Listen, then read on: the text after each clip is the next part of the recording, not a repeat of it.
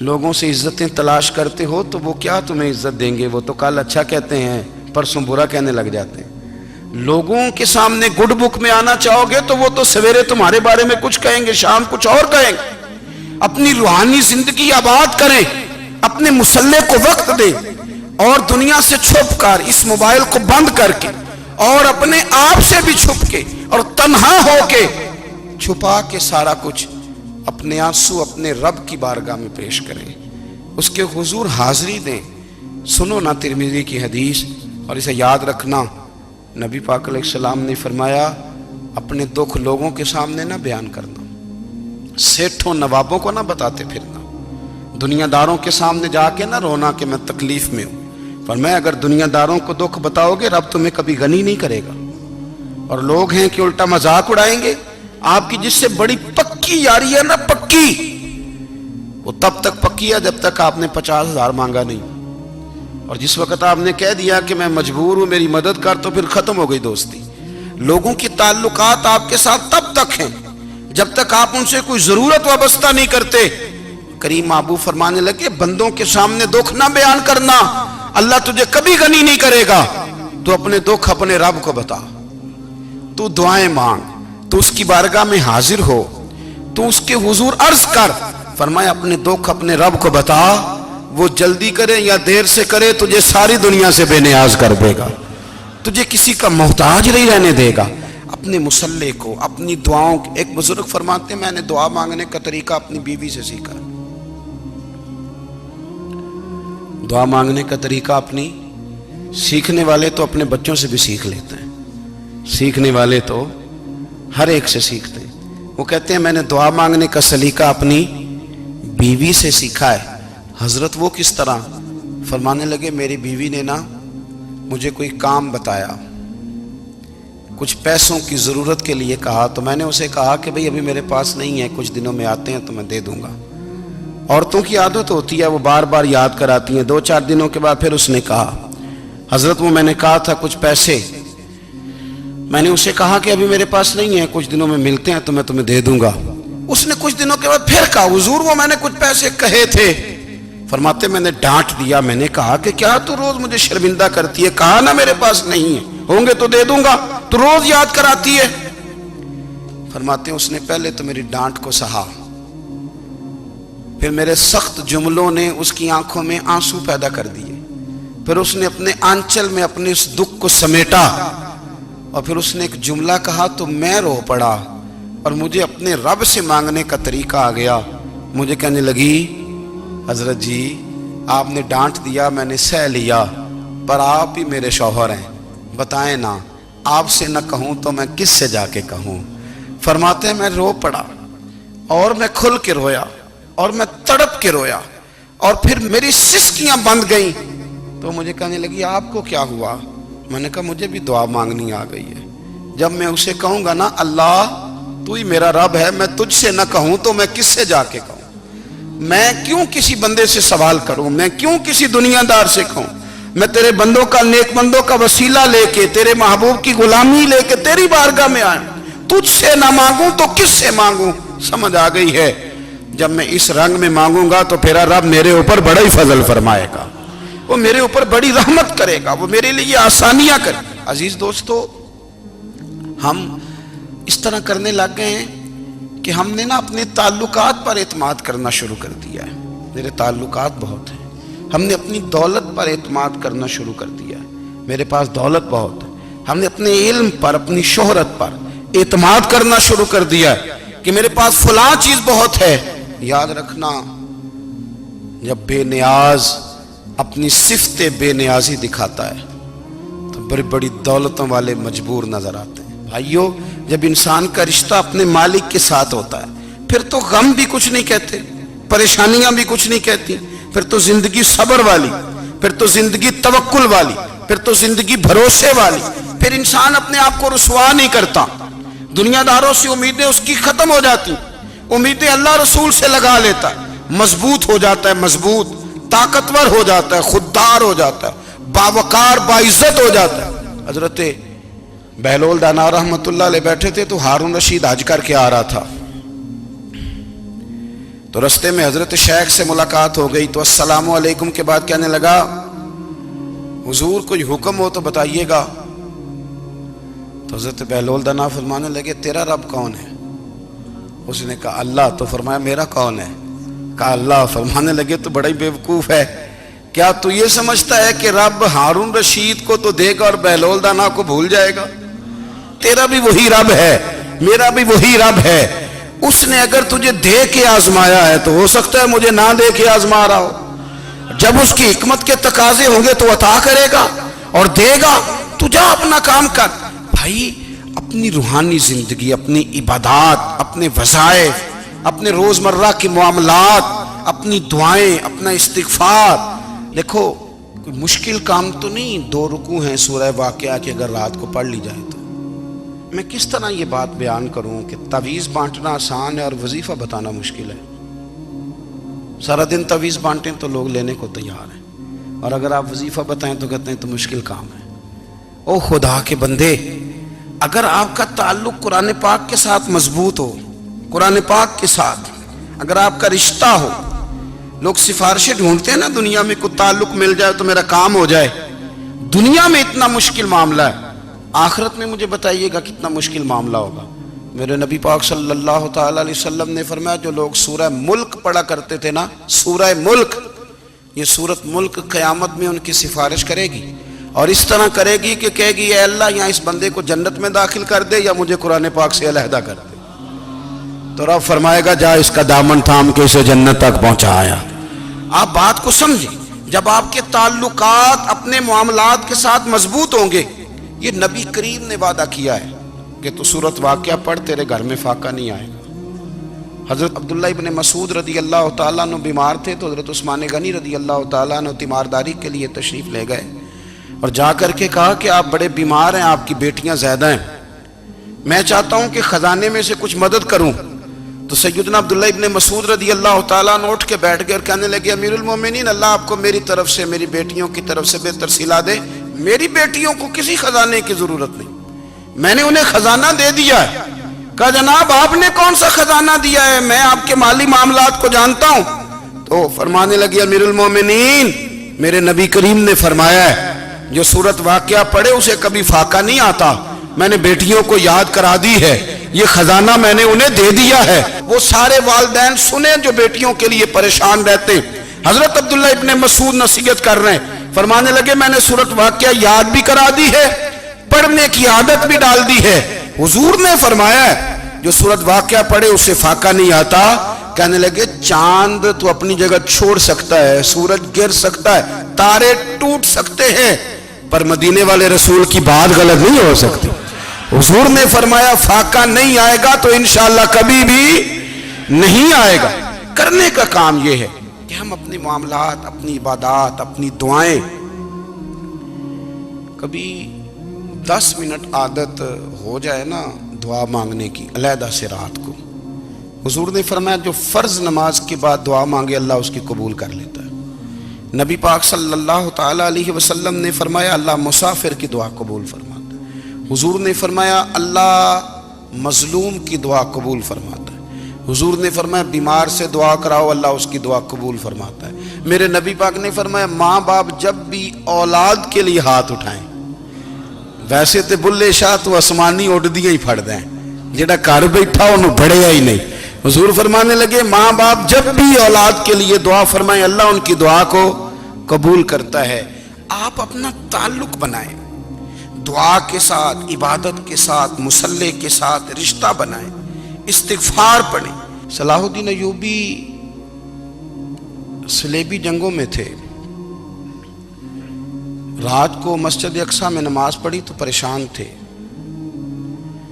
ایک بزرگ سے ملاقات ہوئی تو وہ کہنے لگے کہ آپ بڑے پریشان ہیں. کہنے لگے حضور پریشان اس لیے ہوں کہ پہلے ہی مسلمان کمزور ہے، اب میں نے سنا ہے دشمن کا ایک بحری بیڑا وہ جنگی سامان سے بھرا ہوا آ رہا ہے، تو اب ان کے پاس اور تلواریں اور نیزے آ جائیں گے، مسلمانوں کے پاس پہلے ہی وسائل کی کمی ہے، پریشان ہو کس طرح کر کے مقابلہ کریں گے.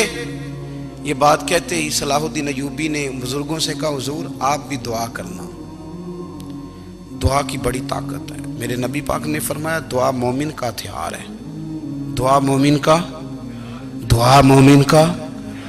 حضور نے فرمایا تقدیر کو سوائے دعا کے کوئی چیز نہیں بدل سکتی۔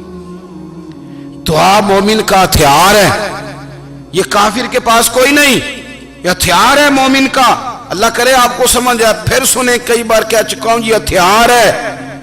کافر کے مقابلے میں جو تیرے پاس سب سے بڑا ہتھیار ہے وہ دعا ہے۔ دعائیں کرانی چھوڑ دی، کرنی چھوڑ دی، لینی چھوڑ دی۔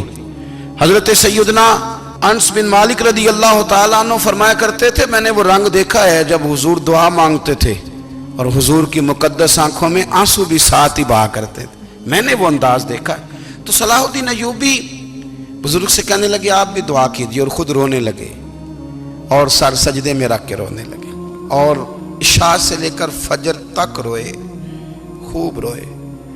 صبح وہ بزرگ آئے تو صلاح الدین ایوبی کا خوبصورت اور ہنستا ہوا چہرہ دیکھا، کہنے لگے آپ بڑے خوش ہیں، رات تو میں نے بڑے روتے ہوئے دیکھا تھا کہ حضور وہ جو بحری بیڑا آ رہا تھا نا وہ پانی میں ڈوب گیا ہے، اب وہ نہیں آ رہا، ابھی خبر آئی ہے تو میں بڑا خوش ہوں۔ بزرگ کہنے لگے اٹھ سینے سے لگ اور سن ایک بات، وہ بحری بیڑا پانی میں نہیں ڈوبا، وہ تیرے آنسوؤں میں ڈوب گیا ہے۔ وہ جو تو رات رویا ہے نا رب کریم کی بارگاہ میں تو وہ ڈوب گیا ہے۔ حضرت عائشہ صدیقہ رضی اللہ تعالیٰ عنہ فرماتی ہیں ایک عورت تھی اور اسے نبی پاک صلی اللہ تعالیٰ علیہ وسلم نے نا وہ کلمہ پڑھ کے مسلمان ہوئی، مدینہ طیبہ آ گئی تو حضور نے مسجد نبوی شریف میں اس کے لیے مکان، ایک سادہ سا کمرہ ساتھ مسجد کے بنوا دیا، وہیں رہنے لگی۔ اکثر وہ سیدہ طیبہ کے پاس آتی تو حضرت عائشہ صدیقہ رضی اللہ تعالیٰ عنہ فرماتی ہیں وہ بڑی باتیں سناتی اور آخر میں کہتی وہ ہار والا دن بھی بڑا عجیب دن تھا اور میرے رب کی قدرتوں کا دن تھا، وہ بھی بڑا عجیب دن تھا۔ سیدہ عائشہ صدیقہ رضی اللہ تعالیٰ عنہ ایک دن فرمانے لگی کہ تو ہار والے دن کا بڑا ذکر کرتی ہے، وہ کیا دن تھا؟ تو خاتون کہنے لگی اماں جی وہ دن تھا جب میرے رب پر بھروسہ اور مضبوط ہو گیا، جس دن میرا اپنے رب پر توکل اور بڑھا، میرے ایمان میں یقین میں اور پختگی آئی۔ کہنے لگی میں ایک گھر کی کنیز تھی، نوکرانی تھی، اس گھر میں ایک بچی تھی جس کے پاس سونے چاندی ہیرے جواہرات کا ہار تھا۔ اس زمانے میں نا چمڑے کے اوپر لوگ ہیرے جواہرات لگاتے تھے، کئی دفعہ سرخ رنگ کے چمڑے پہ لگائے جاتے تھے، وہ بچی پہنتی تھی تو کہتی ہوں بچی کے اس نے اتار کے رکھا یا اس سے گرا وہ ہار تو چیل اسے اٹھا کے لے گئی گوشت سمجھ کے اور میرے سامنے اٹھا کے لے گئی۔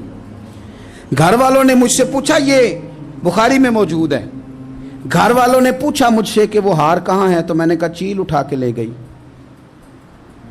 گھر میں کچھ چوری ہو جائے تو سب سے پہلا الزام کس پہ لگتا ہے؟ ملازمین پہ۔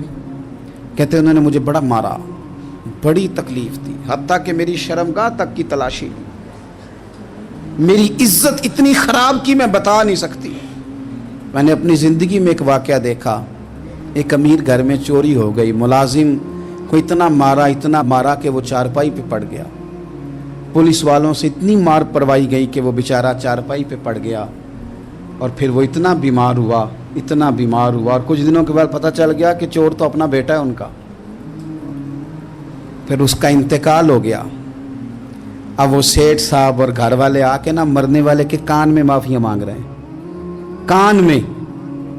تو میں نے ان سے پھر کہا تھا کہ یہ تو اب چلا گیا ہے، تمہارا زور چلتا تھا نا تو تم نے قانون خریدا اور تم نے اسے جتنا ہو سکا تم نے اسے مار پڑوائی، تمہارے پاس جو عدالتیں تھیں تم نے وہاں کارروائی کی، اب ایک عدالت قیامت کے دن لگے گی۔ یہ کمزور تھا نا، کچھ کر نہیں سکا۔ میرے نبی پاک صلی اللہ علیہ وسلم نے فرمایا سن لو، اگر سینگ والی بکری نے بغیر سینگ والی بکری کو تکلیف دی ہوگی نا تو قیامت کے دن اسے بھی بدلہ دینا پڑے گا کہ تیرے پاس سینگ تھے اور تو نے اسے مارا تھا۔ وہ خاتون عرض کرتی ہے سیدہ عائشہ کی خدمت میں کہ مجھے بڑا مارا، مجھے تکلیف دی، میں کہہ رہی تھی کہ میرے سامنے چیل لے گئی ہے پر وہ نہیں مان رہے تھے، اماں جی انہوں نے مجھے بڑا مارا۔ حضرت عائشہ صدیقہ کہتی ہیں پھر کیا ہوا؟ کہنے لگی اماں جی جب کوئی میرا مددگار نہ رہا، مجھے تکلیف دے رہے تھے، رسوا کر رہے تھے، تو میں نے اپنے رب سے مدد چاہی، میرے رب کی طرف میں نے توجہ کی، میں نے کہا مالک اب تو ہی میرا مددگار ہے۔ कहती है वो मुझे मार रहे थे तो वो चील जो हार ले गई थी वही लेके वापस आ गई, और हमारे सरों के करीब ला के उसने जब उस हार को फेंका, वो मुझे छोड़ के साइड पे हुए, वो मेरी बेगुनाही जान गए। लेकिन आपको बताऊं, उस दिन से मेरा अपने रब पर यकीन और बढ़ गया। मुझे समझ आ गई कि जब इंसान पूरा टूट जाता है और जब कोई चारों जानिब उसका मददगार नहीं होता, तो रब तो होता है ना, अल्लाह तो उसका मददगार होता है ना, वो तो फिर अपने उस बंदे की मदद करता है ना, फिर वो तो तवानाई देता है ना, वो तन्हा नहीं छोड़ता, वो तो आंसुओं वालों के आंसुओं पे बड़ा करम फरमाता है, वो तो कसम पुरसी में आ जाता है, उसकी रहमत बढ़ के इस्तकबाल कर लेती। ओ मेरी मिल्लत के जवानों, मज़ा नहीं आ जाता जब सारी दुनिया सोई हो, सारी दुनिया, और बिस्तर भी गर्म हो और नींद भी पूरा गलबा कर रही हो, और अचानक घंटी बजे दिमाग में, आंख खुले, घड़ी पे नजर पड़े, 3:30-4 बजे का पैगाम घड़ी बताए, और कोई चढ़ती जवानी वाला उठ के वुजू करे, और जब वो मुसल्ला खोल के बिछाए तो मदीने वाले महबूब कहते हैं कि हर नमाज पे रब सवाब देता है, और जो उठ के तहज्जुद की नमाज पढ़े उसे देख के तो रब मुस्कुराता है, जो उसकी शान के लायक है, जो उसकी शान के लायक, वो मुस्कुराता है, खुश होता है कि मेरा बंदा तहज्जुद में उठ गया, वो मुस्कुराता है। काश हमारी सुबहें कभी अपने मालिक के नाम हो जाएं, काश के सुबह। हजरत अबुल हसन रहमतुल्लाह ताला अलैह हजरत माज इब्ने जबल रदी अल्लाह ताला अन्हु के पास बैठा करते थे। फरमाते हैं उनसे जो प्यार बढ़ा तो फिर मेरा मुसल्ले से भी बढ़ गया। ताबिएं फरमाते हैं सहाबी रसूल से मोहब्बत हुई तो जिक्र से भी हो गई, फिर दुरूद शरीफ से भी हो गई। मोहब्बत उनसे बढ़ी तो फिर अल्लाह ने मस्जिद का प्यार भी बढ़ा दिया। आप फरमाते हैं कि मेरी हर वक्त तबीयत चाहती थी कि बस अल्लाह अल्लाह करूं, बस अल्लाह अल्लाह करूं, बस ना मैं ज़रा थोड़ी जान छुड़ाऊं लोगों से, कुछ 10 मिनट मिले तो मैं कुछ 4 नफल पढ़ लूं, मैं थोड़ा सा ना बचूं लोगों से, और मुझे तस्बीह मिले तो मैं ना कुछ 400-500 दफा इस्तिगफार पढ़ूं, सुभान अल्लाह, अल्हम्दुलिल्लाह, अल्लाहु अकबर, ला हौला वला कुव्वता इल्ला बिल्लाह, मैं ना तस्बीहात पढ़ूं। फरमाते हैं कि बच्चे थे घर में 6-7, गुर्बत थी, काम मिलता कोई नहीं था, और मैं काम चोर नहीं था, काम ढूंढता था, पर अल्लाह की कुदरत के काम नहीं मिलता था। फरमाते हैं कि मैंने एक दिन अपनी अहलिया से कहा कि आज मैं फिर जाता हूँ काम ढूंढने, तो मेरी बीवी बड़ी फर्मा बरदार थी, पर उस दिन ना गुर्बत के हाथों तंग आके कहने लगी, आज नाना कोई तू चीज़ लेके आया, तो मुझसे बच्चों की भूख नहीं देखी जाती है, सब रोगां दा रोग मुहम्मद जिसदा नाम गरीबी, कंड बुला के लंघ जाते नहीं दोस्त यार करीबी, आज ना कुछ लेके आया तो मैं बच्चे लेके मेके चली जाऊंगी।